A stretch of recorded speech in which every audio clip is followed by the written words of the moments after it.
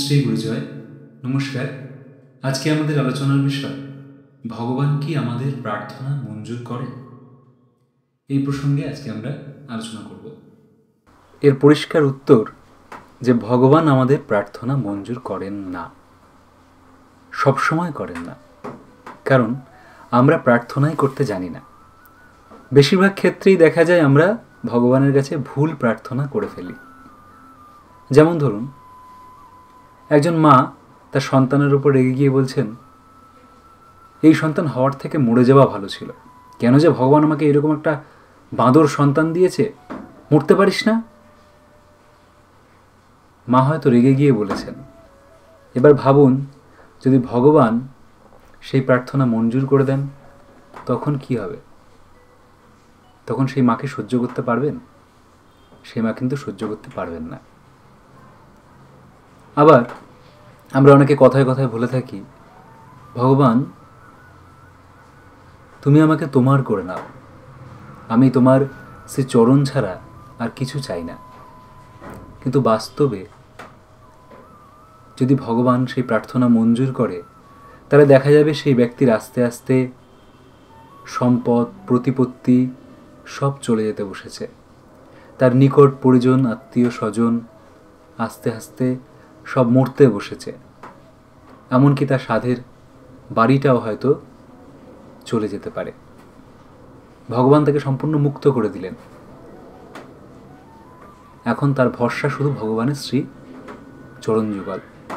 কিন্তু দেখা যায় ভগবান যদি এই প্রার্থনা মঞ্জুর করেন, সে সইতে পারবে না। তাই ভগবান সকলের প্রার্থনা কিন্তু মঞ্জুর করেন না। কারণ ভগবানও জানেন যে আমরা প্রার্থনা করতে জানি না।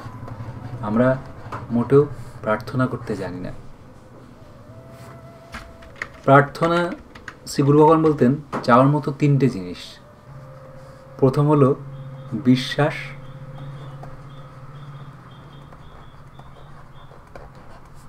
দ্বিতীয় হলো ভক্তি এবং তৃতীয় হলো নির্ভরতা। গুরু ভগবান বলতেন, এই তিনটে চাইলে চাওয়া পাওয়া দুই হয়। বিশ্বাস, ভক্তি এবং নির্ভরতা, এই তিন চাইলে চাওয়া পাওয়া দুটোই হয়। বিশ্বাস থেকেই ভগবানের প্রতি শ্রদ্ধা আসে। শ্রদ্ধাবান লভতে জ্ঞানাম, শাস্ত্রে বলা হয়েছে শ্রদ্ধাবান লভতে জ্ঞানাম। যিনি শ্রদ্ধাবান তিনি জ্ঞান লাভ করতে পারেন। তো প্রথমেই আমাদের প্রার্থনার বিষয় আর কিছুই চাওয়া না, কারণ ভগবান আমাদের কিসে ভালো হয় তিনি জানেন। ধরুন কেউ প্রার্থনা করলো আমার একটা গাড়ি চাই, এবং দেখা গেল সেই দিনই সেই গাড়িটি অ্যাক্সিডেন্ট হয়ে তার একটা ক্ষতি হয়ে গেল, তখন সে কি করবে? এই জন্য ভগবান সবার প্রার্থনা মঞ্জুর করেন না, কারণ মানুষ এখনও জানে না ভগবানের কাছে কি চাইতে হয়। তাই গুরু ভগবান বলতেন, বিশ্বাস, ভক্তি এবং নির্ভরতা, এই দুই চাইলে চাওয়া পাওয়া দুই হয়। এছাড়া ভগবানের কাছে আর কিছু চাওয়ার নেই, কারণ তিনি তো অন্তর্যামী, তিনি সব জানেন কার কখন কি প্রয়োজন। আর কর্ম অনুসারে মানুষ ফলভোগ করে থাকে। শাস্ত্রে বলছে, সুখস্য দুঃখস্য ন কহপি দাতা। ভগবান সুখ দুঃখ দেন না, বা সুখ দুঃখ দানের কেউ নেই। ভগবান শুধু কর্মফলের বিধান করেন। ভগবান শুধু কর্মফল বিধাতা।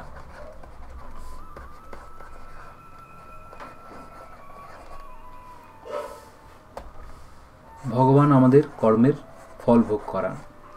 পূর্ব জন্মের কর্মফল মানুষ এই জন্মেও ভোগ করে। এখন আমরা যে কর্ম করছি তা আমাদের সঞ্চিত কর্ম হিসাবে জমা হচ্ছে। এই জন্মে যতটা ভোগ হলো, না হলে পরের জন্মে এই সঞ্চিত কর্মই যদি সম্পূর্ণ ভোগ না হয়, এটাই প্রারব্ধ রূপে পরের জন্মে আবার আমাদের ভোগ করতে হয়। এবং তখন অনেক কষ্ট পেতে হয়। ওই জন্য এখন আমরা কিভাবে চলছি, কি করছি, সেই দিকে নজর দেওয়াটা অত্যন্ত গুরুত্বপূর্ণ। কারণ এই কর্মের উপরই আমাদের কিন্তু প্রারব্ধ জমা হচ্ছে, এবং তার ফল কিন্তু ভোগ করতেই হয়। এবারে প্রশ্ন হচ্ছে, যেমন ভগবান গীতায় বলেছেন নিষ্কাম কর্মের কথা। যে কোনো কর্মকেই আমরা নিষ্কাম কর্মে রূপান্তরিত করতে পারি। নিষ্কাম কর্ম দ্বারাই একমাত্র ভগবানকে লাভ করা যায়। নিষ্কাম, এবারে কর্ম করতে গেলে কামনা আসেই। যখনই কোনো কর্ম করছি আমরা তার ফলের আশা করি, ফলের আশা করেই কর্ম করি, যে এইটা করলে আমি এটা পাবো, এই জিনিসটা বিক্রি করলে আমি টাকা পাবো, তাই জন্য জিনিসটা বিক্রি করছি, আমার ব্যবসা চলছে। কিন্তু যদি আমরা ভগবানের উপর সেটা নির্ভরশীল হয়ে করি এবং ভগবানের প্রীতির উদ্দেশ্যে করি, তাহলে তখন সেটা নিষ্কাম কর্ম হয়ে যায়। মানে আমি যে কাজটা করছি সেটা করার উদ্দেশ্য ভগবানকে তৃপ্তি দেওয়া। সেখান থেকে অর্থবিত্ত যা আসছে সেই ফল আমার হাতে নয়। অর্থ অনর্থের মূল, এটা ঠিক, কিন্তু অনর্থের মূল তখনই যখন আমাদের অর্থটাকে আমরা খারাপ কাজে ব্যয় করছি। যখন আমরা অর্থটা দিয়ে তার সদুপয়োগ করছি তখন আপনি প্রচুর অর্থ কামান, তাতে কোনো দোষ নেই। আমাদের একজন সাবস্ক্রাইবার একবার আমাকে জিজ্ঞেস করেছিলেন যে এই যে ভিডিও বানিয়ে বা ইউটিউবে যে করে হোক আপনারা পয়সা কামাচ্ছেন, তো এটা তো উচিত নয়। পয়সা ছাড়া মানুষ কি চলতে পারবে? একটা মোবাইল রিচার্জ করতে গেলেও আজকে কত টাকা লাগে। তো সুতরাং অর্থ তো প্রয়োজন, এটা তো দোষের নয়। অর্থ উপার্জন করা দোষের নয়, কিন্তু এই অর্থটা আমরা কি কাজে লাগাচ্ছি সেটার উপর নির্ভর করছে দোষগুণ। অর্থটা যদি মানুষ কোনো সৎ কাজে লাগায় তখন তার অর্থ উপার্জনে কোনো দোষ নেই। অর্থ উপার্জন সে বহুল করুক না কেন তার দোষ নেই, যতক্ষণ না তার মধ্যে অহংকার না আসছে বা সেটা সে খারাপ কাজে না ব্যবহার করছে।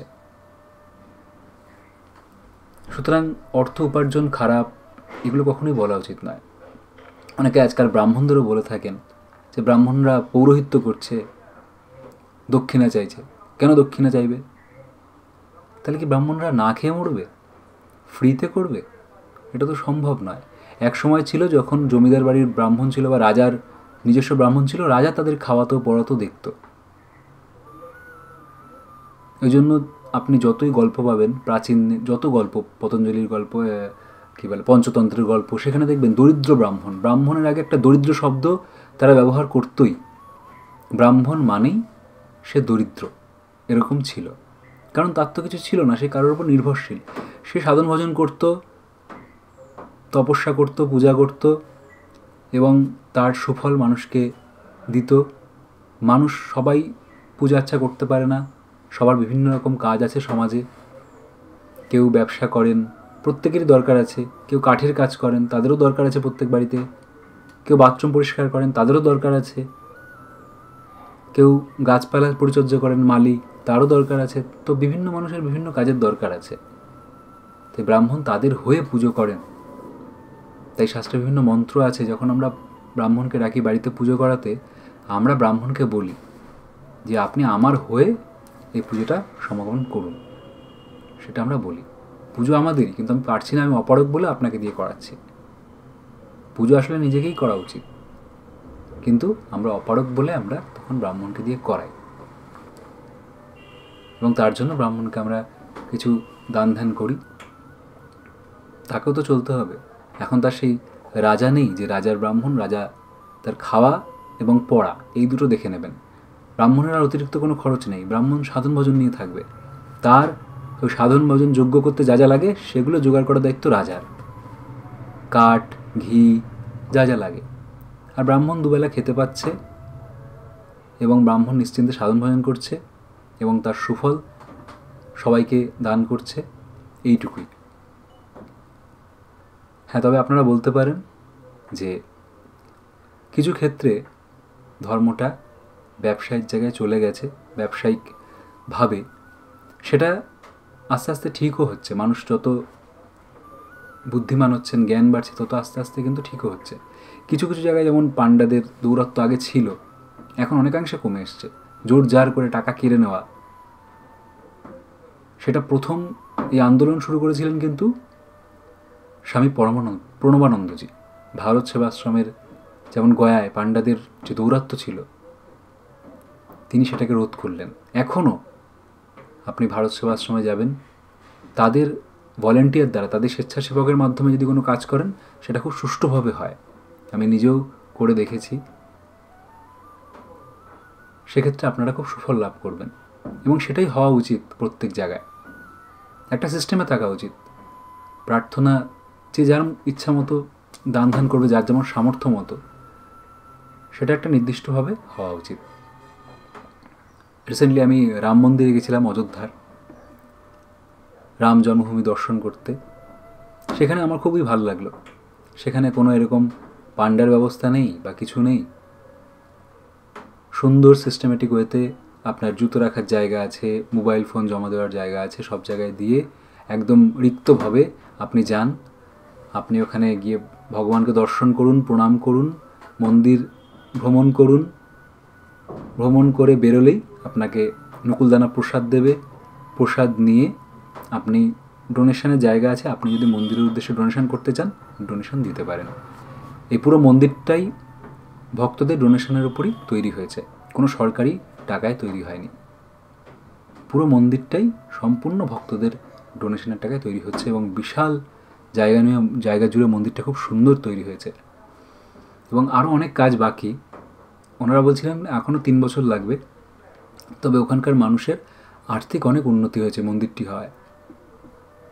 সেখানে কিচ্ছু ছিল না, দেখলেই বোঝা যায়, আপনি যদি যান বুঝতে পারবেন। সেখানে রাস্তাঘাট, সেখানে প্রত্যেকটা জিনিস এত উন্নত হয়েছে, এবং নতুন নতুন হোটেল খুলছে। প্রচুর ব্যবসার একটা কেন্দ্রবিন্দু হয়ে যাবে ভবিষ্যতে, এবং ট্যুরিস্ট অ্যাট্রাকশানের একটা বড় জায়গা। সেখানে বিভিন্ন জায়গা থেকে মানুষজন আসবেন, তো স্বাভাবিকভাবেই একটা অর্থনীতির ওখানে প্রাদুর্ভাব হবে, যেটা ওখানকার অঞ্চলের জন্য ভালো এবং দেশের জন্য ভালো। সামনেই কুম্ভ মেলা গেল। কুম্ভ মেলায়, মহাকুম্ভ মেলা, আপনারা অনেকেই গেছেন এবং সেখানে স্নান করেছেন, অনেক সাধু দর্শন করেছেন। সাধু দর্শনেও অনেক মঙ্গল হয়। তাদের কাছে কিছু প্রার্থনা করতে নেই, তাদের কাছে চুপ করে তাদের পায়ের সামনে বসে থাকলেই তাদের কৃপা পাওয়া যায়। আপনার মনে কী চলছে তারা জানেন। তারা এতদিন ধরে সাধন ভজন করছেন, তারা সবই জানেন। কেউ কেউ হয়তো নাও জানতে পারেন, কিন্তু তারা যেহেতু পরের হিতের জন্য, পরের মঙ্গলের জন্য ওগুলো করছেন, তাই তাদের কাছে বসলেই তারা আপনার মঙ্গল কামনাই করেন। যদি না আপনারা তাদের বিরক্ত করেন, বিরক্ত করলেই মঙ্গল কামনাই করেন, বিরক্ত করলেও তারা মঙ্গল কামনাই করেন। তবুও অনেক সময় তাদের বিরক্তির প্রকাশ তারা বাইরে বাহ্যিকভাবে করেন, সেটা লোক দেখানোর জন্য। যেমন রিপোর্টারদের কিছু করার নেই, টাকার জন্য তারা দৌড়ে বেড়াচ্ছেন, তারা গিয়ে এরকম বিরক্ত করেন সাধুদেরকে। তো সাধুরা অনেক সময় এই বিরক্তিভাব প্রকাশ করেন। তার মানে ভিতরে তার রাগ আছে তা নয়, ভিতরে শান্ত, কিন্তু ওটা একটু বাইরে দেখাতে হয়। এক সাধু ছিল, এই প্রসঙ্গে একটা ঘটনা মনে পড়ল। সে পাহাড়ে মৌন সাধু, মৌনী। সে এমনি কারোর সাথেই কথা বলতো না, তবে বিশেষ বিশেষ কিছু লোকের সাথে কথা বলতো। বিশেষ বিশেষ সাধকদের সাথে, যারা একটু সাধন ভজনের জন্য, যারা একটু ভক্তি মার্গে আছেন, যারা একটু সিরিয়াস এই ব্যাপারে, যারা আধ্যাত্মিকভাবে এগোতে চান। সাংসারিক এই চাই ওই চাই, চাকরি চাই, মেয়ের বিয়ে, টাকা পয়সা, ব্যবসা, এইসব যারা চাইতে যান না, এইসব বাদ দিয়ে তারা গোপনভাবে উনি সেসব সাধু সন্তের সাথে কথা বলতেন, বা যারা নিজের আত্মিক উন্নতির চায় তাদের সাথে কথা বলতেন। কিন্তু আসলে উনি মৌনী সন্ন্যাসী জনসাধারণের কাছে। একবার এইরকম এক দল খোল করতাল নিয়ে কৃষ্ণনাম সহযোগে ওই রাস্তা দিয়ে যাচ্ছেন। ওই সাধুর কুঠিতে ঢুকে তারা একটু নাম কীর্তন করবেন, তারা এমনি ঘুরে বেড়াচ্ছেন খোল করতাল দিয়ে নাম করতে করতে। তো ওই সাধু দেখছেন যে ওরা আসছে, আর সাধু থাকেন পাহাড়ে, জঙ্গলের মধ্যে শান্ত পরিবেশ, আর ওরা সেই শান্তিটা বিঘ্নিত করছে। এত উচ্চস্বরে মৃদঙ্গ বাজছে বা আওয়াজ করছেন। সাধুটা একটা লাঠি নিয়ে ওদেরকে তাড়া করেছে। আশেপাশে ভক্তরা তো সবাই অবাক, যে সাধু মানুষ কৃষ্ণ নাম শুনছে, তাড়া করছে লোকদের। তখন উনি বললেন, মূলত ওরা সব বিষয়ী লোক যারা আসছিল, এবং এই শান্ত পরিবেশ, ধ্যানের পরিবেশকে তারা বিঘ্নিত করছেন। তারা করতে হয় তাই করছেন, তারা নিজের বাহাদুরি দেখাচ্ছেন, খোলের বাজানোর বাহাদুরি, গানের সুরের বাহাদুরি। এতে অহংকারই বৃদ্ধি পায়। আসল জিনিস তারা চাইতে আসছেন না, বা তাদের কোনো ইচ্ছাও নেই। সবই তাদের লোক দেখানো মাত্র, বাহ্যিক। তাই উনি এইসব পছন্দ করতেন না। তো সেই রকমই মহাকুম্ভ মেলায় অনেক সাধু আছেন যারা কিন্তু মনের দিক থেকে সবারই কল্যাণই চান, কিন্তু বাহ্যিকভাবে তারা কিছু আচরণ করেন যেগুলো আমাদের পক্ষে বোঝা সম্ভব নয়। একমাত্র যারা এই পথে আছেন তারা অন্তরঙ্গভাবে আলোচনা করলে তারা কিন্তু তাদের সাথেই আলোচনা করেন। বাকি ব্যবসায়িক উদ্দেশ্যে রিপোর্টার যারা যান তাদের মূলত তো চাকরির উদ্দেশ্যে সেগুলো দিলে তারা কিছু উপার্জন করবে, এই জন্যই। তো যাই হোক, আমাদের আজকে আলোচনার বিষয় ছিল ভগবান কি আমাদের প্রার্থনা মঞ্জুর করেন? অবশ্যই করেন, কিন্তু সব করেন না, কারণ তিনি জানেন আমাদের কিসে কল্যাণ হয়। কোনটা করেন? যেটা আমরা আমাদের নিজেদের উন্নতির ক্ষেত্রে কাজে লাগাতে পারি, যেমন শ্রদ্ধা ভক্তি নির্ভরতা বা বিশ্বাস ভক্তি নির্ভরতা, একই ব্যাপার। বিশ্বাস হলেই শ্রদ্ধা আসে। তো শ্রদ্ধা ভক্তি নির্ভরতা ভগবানের কাছে চাওয়ার মতোই তিনটেই জিনিস। এই তিনটে চাইলেই সব পাওয়া হয়ে যায় আর সব চাওয়াও হয়ে যায়। আজকের আলোচনা আমরা এখানেই শেষ করছি। সবাই ভালো থাকবেন, সুস্থ থাকবেন। ওম শ্রী গুরু জয়, শ্রী গুরু জয়, শ্রী গুরু জয়।